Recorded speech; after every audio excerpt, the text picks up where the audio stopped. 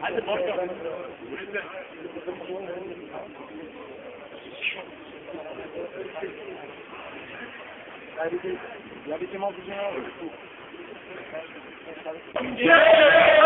Cristo Hugo! Cristo Hugo! Cristo Hugo! Cristo Hugo! Cristo Hugo!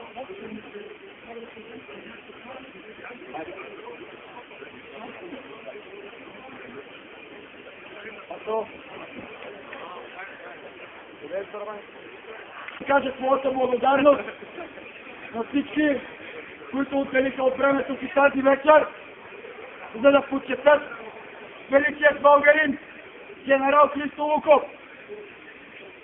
Искам да благодаря на всички софиянци, на всички пловдивчани, варненци, на хората от цяла България, както и на германците, на швейцарците, на румънците, на палестинците и на хората от цяла Европа, които дойдоха тук, за да отдадат своята почит към генерал Христо Луков.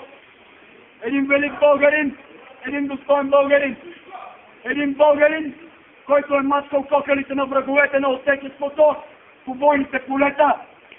Един българин, чието легионери, чието бойци са мачкали кокалите на комунистите по улиците на София, по улиците на Пловдив, по улиците на Търново, Варна и цяла България.